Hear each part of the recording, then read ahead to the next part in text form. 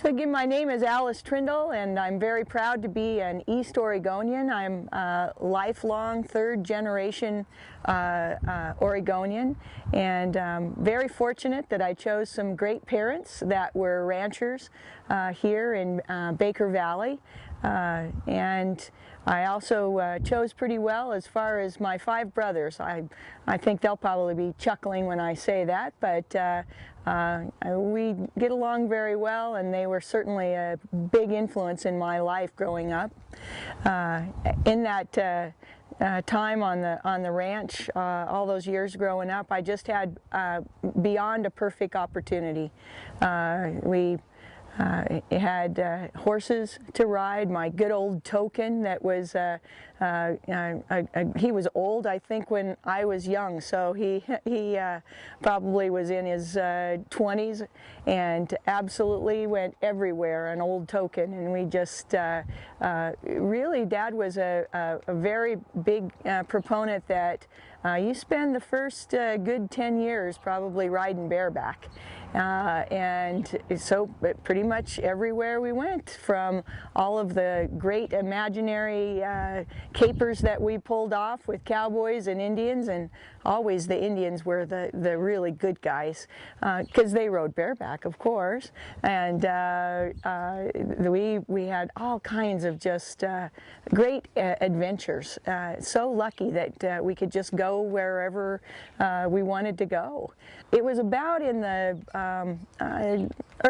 late 1980s, early 1990s, that I began to think a little bit more about the depth of what the horses had to offer me, and in that I had some great influences.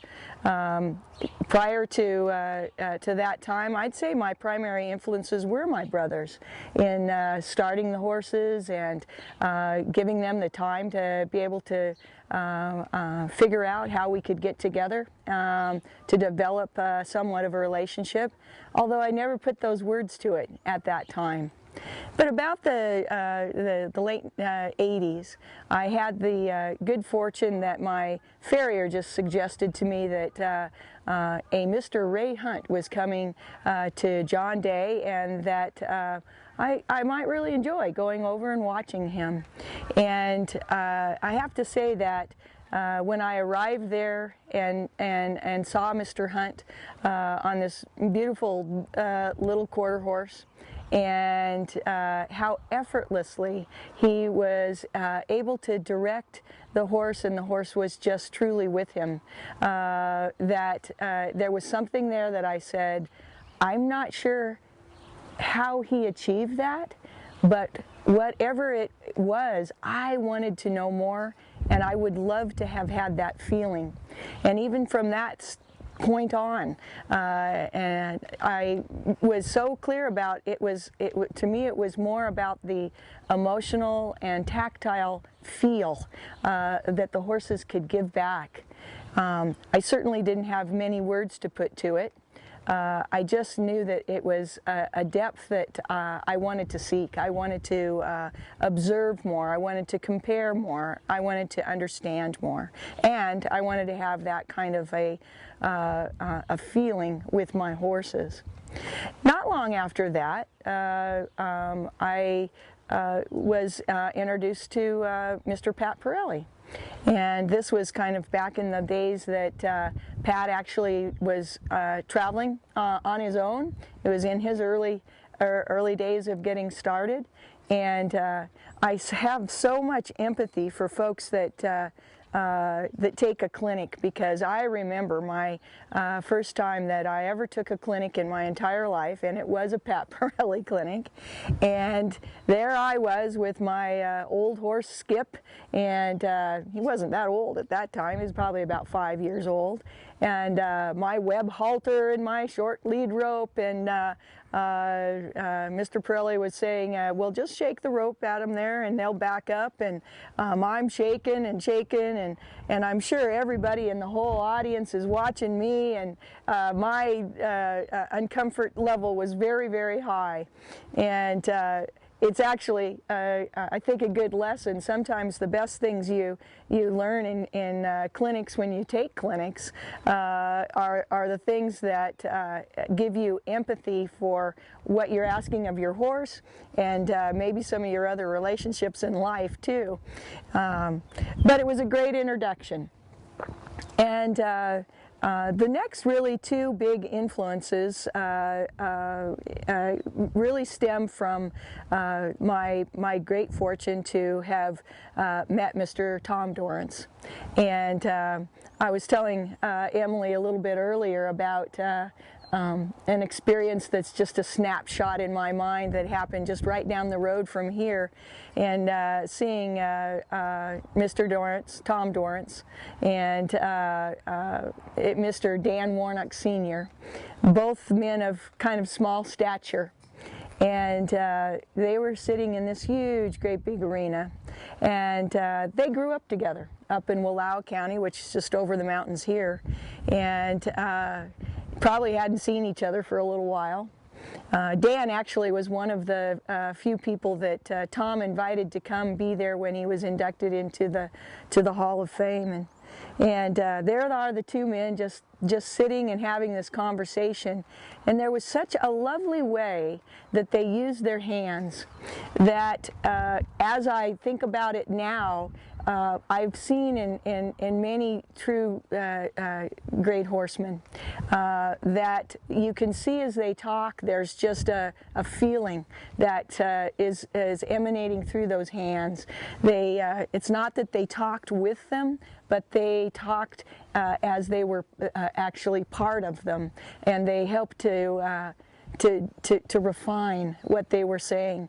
What a lovely snapshot that is. And Mr. Dorrance every once in a while would look up and give just the slightest little comment to some of the horse riders that were going around, and of course with the magic that he portrayed, by the end of the day, in a actually very scary arena, there was such a wonderful flow and such a great feel between horse and rider, and in that whole environment.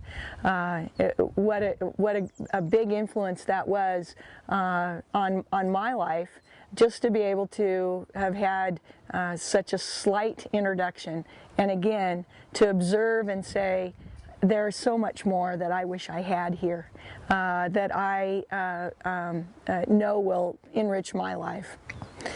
My other big influence over the years, in really past years, was Mr. Dennis Reese. Helped me an awful lot down in California. I had the good fortune to study with him a couple of times down there, and Dennis, I have to credit for really saying to me that I had a gift of teaching, of sharing the perceptions that I was receiving through the horse and giving them in words back to people.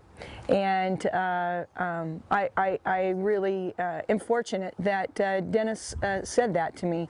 While I've been a teacher kind of all my life, whether it was swimming lessons or violin lessons, I hadn't ever really thought about teaching horsemanship. Sharing really is a better word, and I've been, I guess, kind of given a bit of a gift of gab to be able to again do those observations and put them in words that relate how people learn, and we learn in such different ways. Some of us are feelers, some of us are true thinkers, and we really have to kind of see that end goal and the objectives as we go along, and clear tactics to achieve. Some of us are just, let me show you, and you observe, and it's there.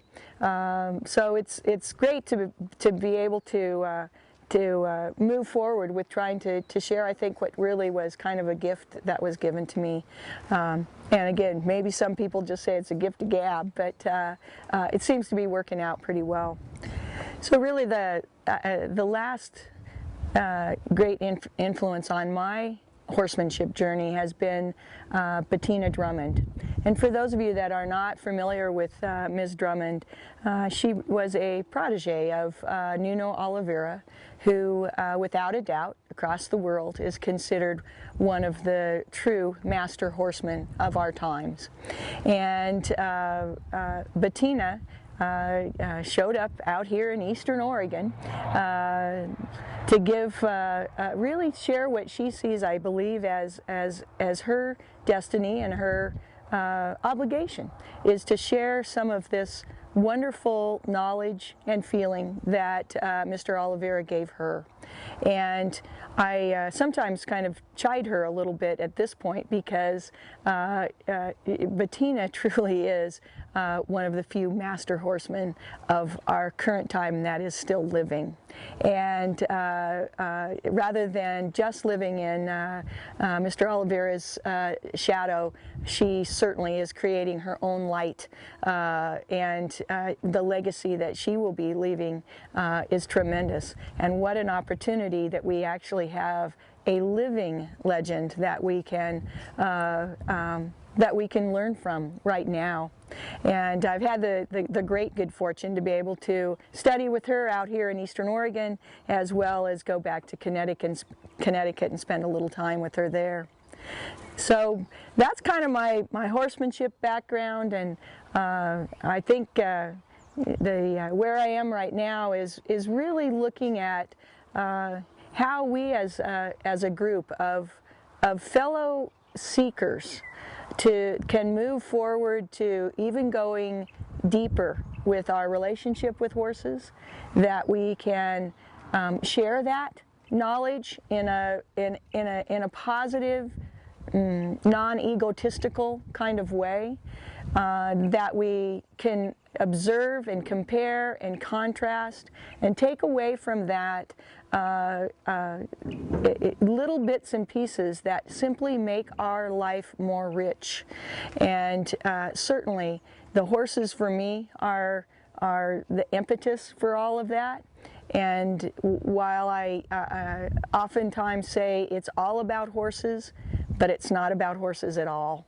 And that's the good blessing that we have as fellow aspiring horsemen, to be able to set ourselves up to seek that place that will be so light and so rich. Some of the ways that we're fortunate to be able to offer the opportunity to set that up, just like we would with the horse. How do we kind of go through our horseman's protocol and make sure we're present, and then do some good thinking about why we might want to ask the horse to do a certain task, then picture that very clearly, allow that to happen, and then of course say the all-important thank you and reward at the end of that protocol, that process. We've really been thinking, Susan and I, here with our business called T&T Horsemanship, how can we set that up so that people can go through that same protocol, and in the end, the final product, the final thank you is that they have a deeper understanding, not only of how the horse thinks, how he moves biomechanically is tremendously important, but also that we have a deeper understanding of what the horse has to give back to us. And we found over the course of the last 15, 16 years that there were certain people that really were looking for that experience. And what you could get in a weekend clinic, even a 5-day experience once a year, is perhaps not enough for many people. A lot of us would need a little bit more structure, and certainly that all-important a little more time to find that depth that is possible, and then to make it our own, make our own horsemanship, to pick the parts that really resonate with us or resonate with that particular horse at that particular time, and having that kind of rich background to be able to pull from our quiver and find just the right answer that might set up that very sweet and light spot that we're looking for in that moment with the horse. So we started a program now going on 3 years ago that we call Horse Study, and I'm really very proud of it and where it is as life does. It's how it's evolving as we go along. But the concept was, let's get together for 4 times over the course of the spring into late fall, and spend 2.5 days together where we really break down a series of progressions to look at how we might not only bring our horses along, but to increase that knowledge and that relationship as we do so. Give ourselves, frankly, the amount of time that we just simply don't seem to have in today's world to concentrate on not only the physical relationship, the emotional relationship, but also the academic relationship we have with our horses, to study them. How do they move? What is their perceptions that are purely from the types of animals they are? And then also study what they have to give us on that more emotional, spiritual level as well. It's been a great experience. People have made a 4-year commitment to us to continue on that study course, and what amazing things have come from it. As an example, we spent the entire first freshman year, we're just looking at it like a college course, truly just really on the ground. Didn't mean that people didn't ride, but we concentrated on 4 chapters, 4 things that were all related to groundwork, but went into depth in each one of those. We started with liberty work. And what an amazing thing that we all got from that, all of the students, me included. I'm putting myself as one of the students in this. I may be kind of the leader, but I'm learning just as much as all of the other participants. In that we really found out where our holes were. If we couldn't get the connection with no strings attached, we came to the reality of how we were forcing or making or setting up braces on board, that if we can't establish that without the strings, then we're kind of fooling ourselves. And I know that a lot of times some of your readership probably doesn't have the time to do liberty work, but again, going back to some of our master horsemen here in the United States, I think the Dorrances probably would have said to us, take the time. That's the critical element. I think I heard that all the time in both of the Dorrances as they were trying to relate to us how to become a better horseman. Take the time. It's important. Second chapter was, we did a lot on then we did put a line on and really looked at how we could establish a relationship on that line that established relaxation, more suppling, and we also employed some great tools, the cavaletti. The amount of things that we learned from that second chapter was again just immense. Taking that time to send the horses over the cavaletti to develop the rhythm, to develop the balance changes, things that again I think we often rush. As we try to develop our horses. The third chapter is great, and it was more of the driving on the long lines. And I know there's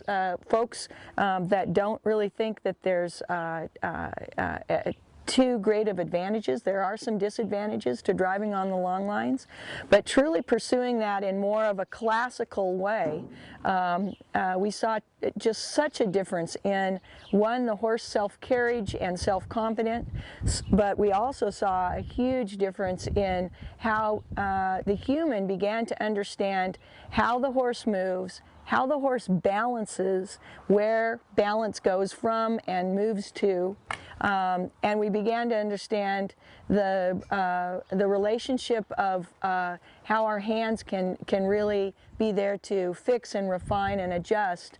We're not micromanaging with other parts of our body. We had to really set it up so that the rein became an enhancement, not a deterrent. The last chapter in that first year is all work in hand. So really moving from the long line up to the hip or up to the shoulder, and the difference in both the human and the horse could really be summed up in those in two words. They both began to carry themselves with so much more pride.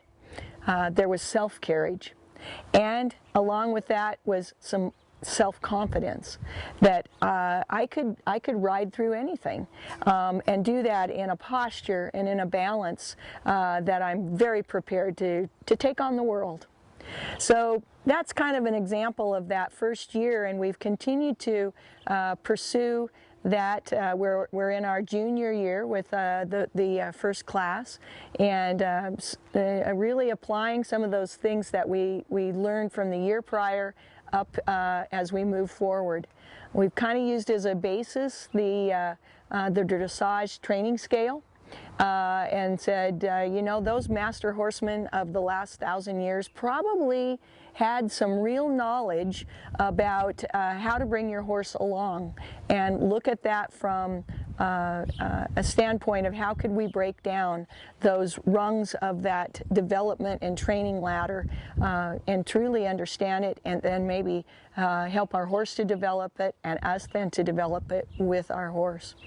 It's been a great parody, I think, of Mr. Hutton's statement of think of the horse, think for the horse, and then go with the horse. And we're just taking that concept and moving it out over 4 years to give us a chance to study the depth of those words that he gave us, and how do we set that up so that we can have that final beautiful picture of being with our horse. Yeah. Horse study is certainly a big focus for us these last few years, but we still are really enjoying some of our other offerings out here in Eastern Oregon at our little ranch here, and we try to set it up so that people can come have fun in a variety of ways. We really enjoy our cows and mountain classes, where we spend the morning really playing with some cows and just connecting our horses up, and then take that out to the beautiful Elkhorn Mountains that are right here behind us, and just have some fun getting out and doing some cantering up hills and enjoying this environment. A big part of our clinics are also a little broader focus.